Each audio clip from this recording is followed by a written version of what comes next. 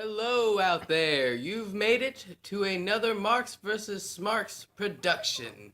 You're here with your host, The Slew, Charles X. and we are here to record a video or podcast like no other that Marks vs. Smarks has ever done, because now we are under the reign of the most insane world heavyweight WWE World Heavyweight Champion we have ever had.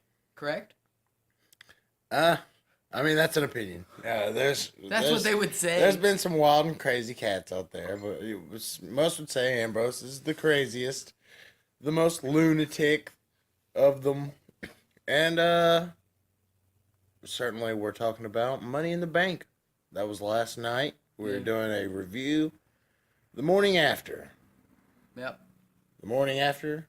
Somewhat of a review. We're going to do two parts, and we're just going to do highlights, essentially. And it was the night the Shield was the WWE World Heavyweight Champion. Yep. But we'll get to that. We're going to go through the card and go through what we thought were some of the highs and some of the lows.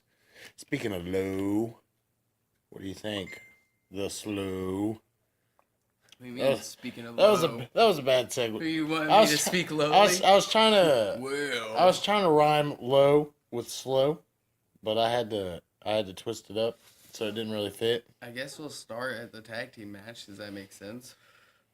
Well, what do you think of the promos to start the show? Enzo and Cass, the New Day. Yeah, they're all good. I think New Day was out there drawing blood on that promo. As far as saying Enzo doesn't do anything and Big Cass does, that's Yeah. But it's true when low. everyone knows That's it. true, exactly. But in wrestling, you're not. You exploit the other guy's weakness, but you also try to make him look strong. Yeah. And that's something that was Rocky-esque. He went straight for the groin there. And Xavier Woods saying they're the most elite tag team in the world. That was awesome. And that was a straight jab. And I heard 7 or 8 fans going, "Ho!" It was great. Did you? Oh, yeah, I did. They called the Vaudevillains the Monopoly Man. That was funny. That was funny. I dug it. But the match itself, personally, wasn't one I grabbed a hold on to. I kind of felt horrible. It wasn't horrible, but I think there was a bunch of spots where it looked a little stupid. And I'm not just talking about that one spot where Enzo fell into Kofi on that Trouble in Paradise. Because I'm fine with someone fucking up a move. But at the end, it looked so sloppy. My God. What was up with Gallows just standing there looking like a dumbass? Someone should have rang the bell. Had someone rang the bell, Gallows would have went wild. I tell you that much. If Gallows had not been standing there like that, then it all would have looked perfectly fine. If somebody had been grabbing his foot, which looks like what was supposed to have happened. But that's still no excuse. He could have made it to where he wasn't able to get there instead of just standing there acting like he couldn't do anything. That didn't make any sense. Well, that was near the finish. As far as the rest of the match went, it wasn't too impressive.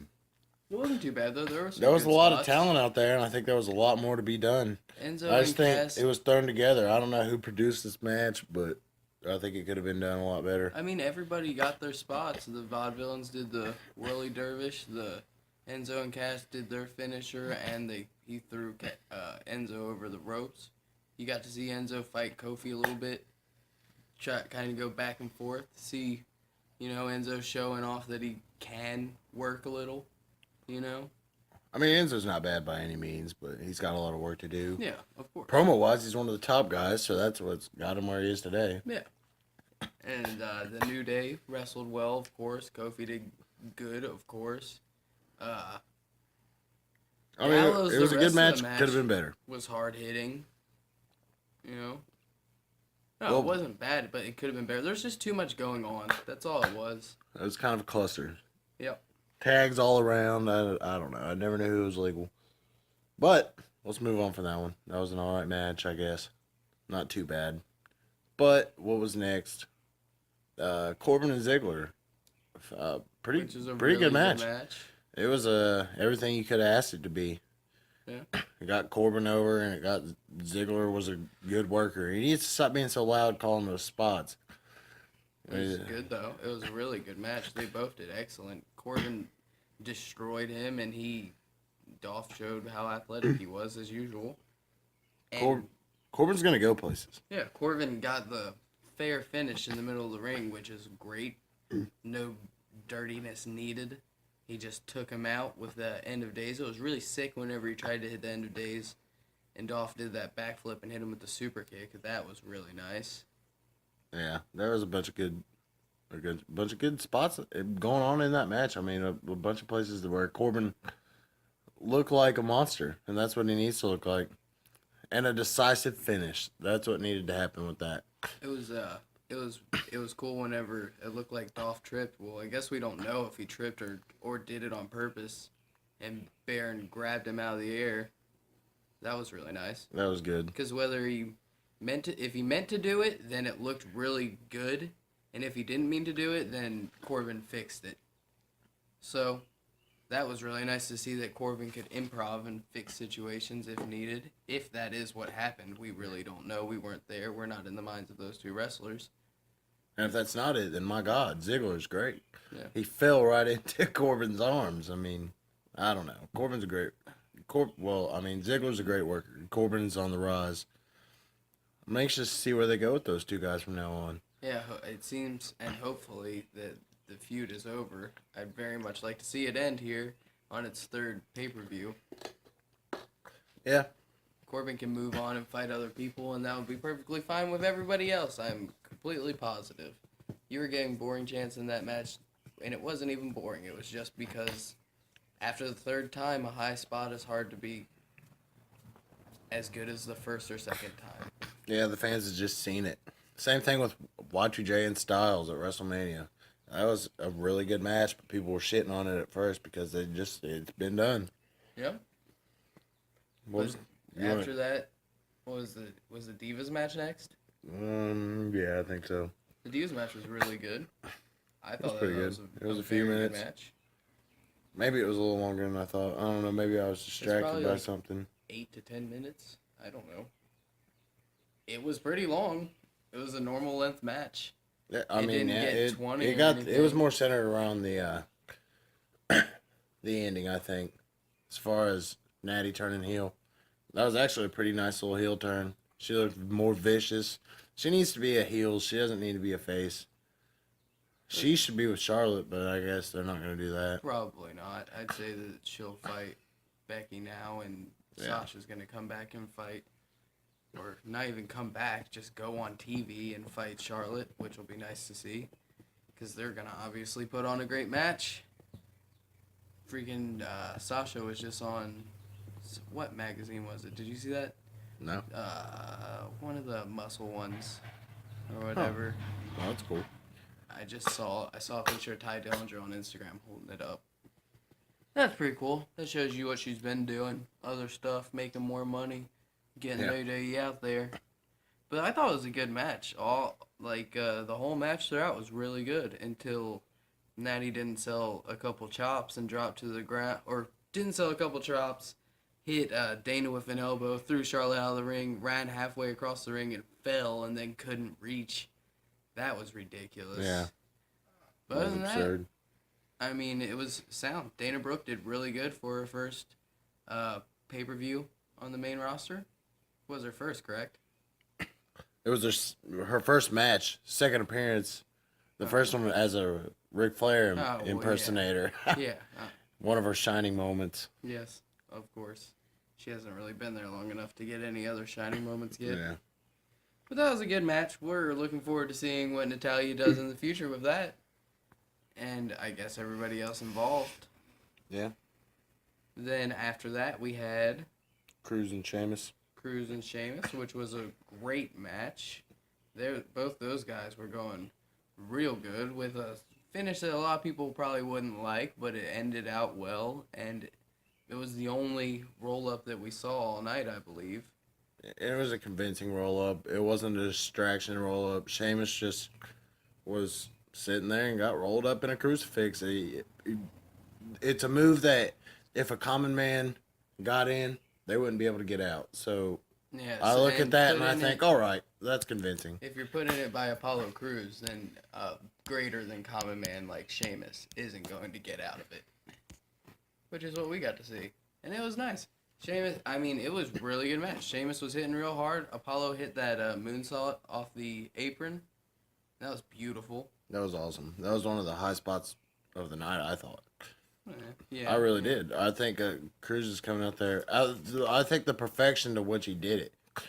I mean, that's just. Yeah, it was really nice. Yeah. It was a really good looking And he finally did. It looked like a moonsault, not a backflip. That's one thing I have noticed about Apollo Crews. I know that's a weird thing to say, but that's just what I've noticed. It looks like he tucks more sometimes. And that was a good moonsault. That was a good match. They both look like hard hitters. Sheamus looked aggressive from the start. Yeah, it was good. Two guys that'll really be benefited by the brand split. It's obviously not the end of the feud. We're obviously going to get to see that happen again. Yeah, it's the roll up.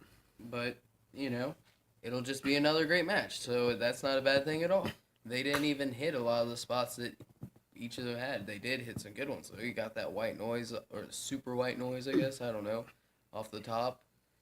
You got, I don't know, Apollo was being pretty aggressive. Sheamus was real aggressive off the bat. It was good to see. Real good to see. What was after that? Cena and Styles. Cena and Styles. I do believe, unless I'm wrong, but I don't think I am. You are. That was an amazing match. Yeah. Phenomenal. I'll say it. Everybody else will say it. Yeah, absolutely outstanding. AJ Styles was selling like a madman. Yeah. Cena completely stopped selling at the leg injury. He stuck his legs up to counter a move with his hurt fucking legs and then ran around like Usain Bolt. Yeah. I couldn't believe big match John Cena was no selling the legs after that, after selling them for about 12 minutes. Yeah, because before that, he was selling everything. After the calf killer or calf crusher, whatever. He's just going to attribute it to saying that he got a second wind, a boost of energy. Yeah, like always. Yeah. Cena came back. He had him in that, what does he call it, the calf killer? What is it? Calf killer or calf crusher. I can't remember. Calf crusher. So his calf was obviously very hurt. Stuck his knees up to hit that 450 off the springboard, and that didn't really make too much sense. You would think that would hurt his leg quite a bit. But, I mean, before that happened, it was a really good match. You got to see AJ Styles being a heel for the first time in the WWE. You got to see John Cena returning after being gone for a long time. And they were trying to out-wrestle each other. And obviously AJ was standing out a bit more because he can wrestle a bit better. In my opinion, I guess. Yeah, but and you got to talk about the club coming out there. Yeah, I mean, yeah. That sucked all the wind out of it. But I think that's because they will have that at a later date, and it will be that gave Styles a win first of all. Yep. And they'll have it at a bigger stage. I think SummerSlam they will culminate that feud, which is good. Look at Cena last year. Kevin Owens. That's who he was feuding with, but that didn't get to culminate at SummerSlam. That ended at Battleground, and then Cena went on to the main event. This year, Styles versus Cena at SummerSlam, that could be a big deal. That's a big main event draw. Not even in the main event slot, so. That would be a big draw. Plus, you got, I mean, that was just annoying. Good God, why'd that club have to come out? Because Styles was beat pretty much, and that sucks. So they just made it look like Cena. Hey, look, his legs are fine. He's springing up. Look at him do the fucking attitude adjustment. Look at him do the STF. He's doing it fine. He'll probably win next time, which will essentially be 2 wins for Cena over AJ Styles. Yep. But the third time, he'll make him tap. You think? That's what happened to the best of them. Rusev, Owens. We'll see. I think Rusev. I can't remember how that I'd like him to not necessarily follow in the footsteps of what's already been done. Hey, history repeats itself. History repeats itself, but if you might doom yourself to it. Yeah, we're about to end this one. So MarksvsSmarks, go listen to the second video. Follow us on everything. We're MarksvsSmarks. See ya.